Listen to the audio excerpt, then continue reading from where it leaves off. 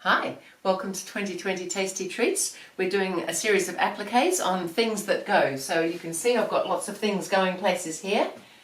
We've already done 8 of our things that go out of the 20 that we're doing. These are all the ones we're doing. There's more information on the website GourmetQuilter.com. If you've already signed up for the pattern, then you will have something that you can print out that looks a whole lot like this. And this time we're doing a really skinny little crane. Cranes are quite tall and slender, so we're doing a tall and slender applique this time. I thought I'd just quickly show you. I've started positioning some things here, and then I realised that my tall column on the crane has got some little lattice marks on it. So I would possibly do them completely free as I get to them, or I might use a light box because I've drawn them on the pattern on the fusible web piece, and if I leave the fabric still on there, I can trace through if I have a light source. Now it might be a window if you don't have a light box. You might have a lamp under a coffee table, glass top coffee table perhaps, or anything like that if you haven't got a light box. Not everybody has light boxes, I realise that. So I can just trace through, and so this works for all sorts of things where there's particular markings you want to do.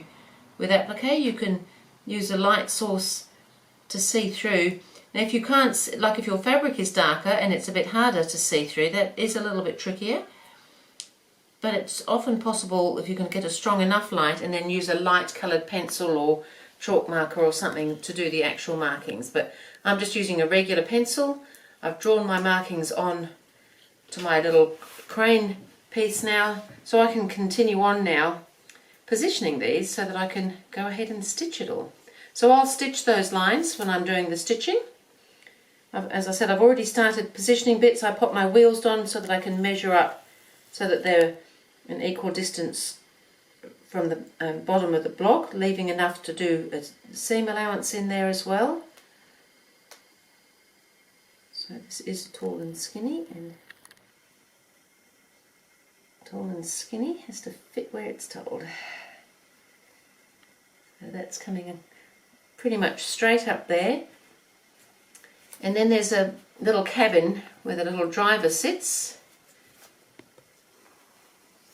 Just in there. And then we've got this long taller bit. Not sure how accurate this is exactly on the anatomy of a crane, however, it's working for me. It's got to fit within my block, so I've got to keep a little bit of an eye on that. So the driver likes to see out, so he has a little window in there. There's a little top bit on top of the crane as well.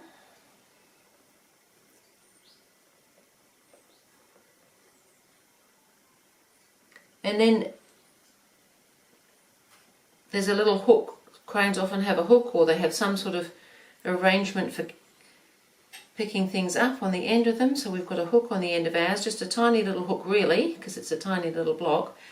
So we're going to be having to put a line down. Now if you're not quite sure that you can see that, you just need to find something straight so that we can stitch a line coming down. It's got to stay within, leaving a 1/4 inch seam allowance as well.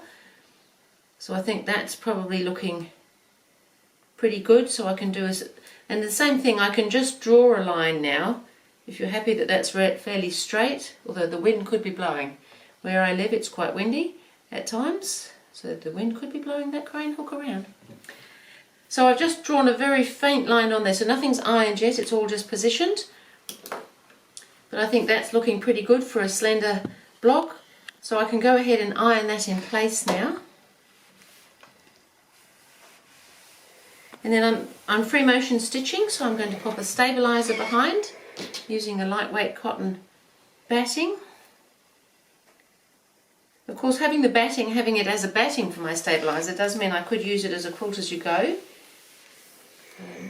I can trim it all down and join it into some other blocks if I want to. So I'm going to go ahead now and do some stitching. So I think I'm going to come up here first and do the little hook first, because to me that seems a little bit fiddly. Sometimes I like to do the fiddliest bits first. So we'll just get started and show you how I just do that straight line. It is just a straight line, nothing terribly hard about it.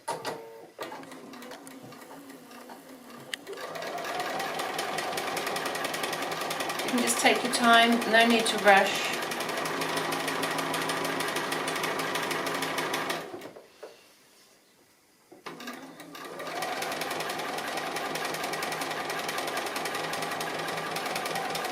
And come back here, and I'm going to come down this line to the hook now. And then I'm going to go around the hook, fiddly as it is. It's the beauty of the fusible though, that you can do such tiny shapes and still stitch on them. And now I want to come straight back up that line that I came down for the hook, so I'm going to turn it so I can see where I'm going, and then I can stay on that line. And then I can come and go back down this side of this tall arm.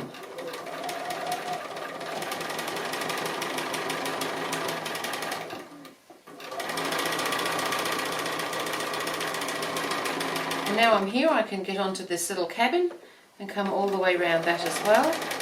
And then because I'm so close on here, I think I'm just going to go around this window while I'm here.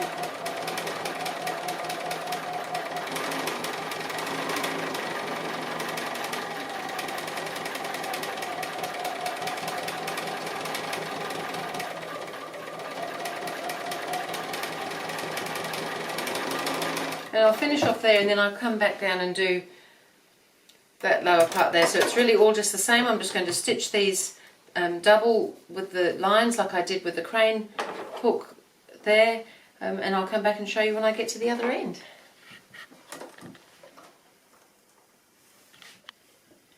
So I'm just going to come down these lines that I marked here. But I'm just going to keep going on, rather than going backwards and forwards on each one. I'm going to come and do a crisscross on them.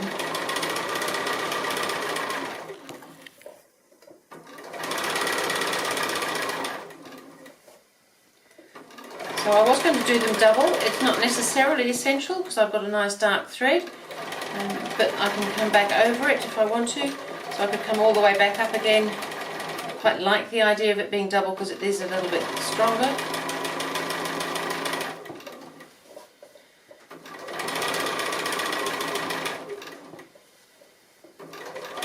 So you can see that by doing a little bit of extra stitching you can create your own embellishments. You could do all sorts of decorative things. Kind of fun really. So I've done that bit, and now I can skip across here, and then I can do exactly the same coming down on this alternate crisscross line. So I'll just keep going now, and I will see you at the end. So I've finished doing all the stitching. Quite happy with that. You can see on the back where all the stitching goes. I'm just going to give that a quick press. Just like to press everything. You've probably noticed that by now. So that's my things that go number 9. This little slender crane that just fits in here. I thought that was kind of cute. And some things are only slender, so they don't need to take up a lot of space. Quite happy sitting in there doing his little job. So that was it for applique number 9 on things that go. So I'll see you again for applique number 10.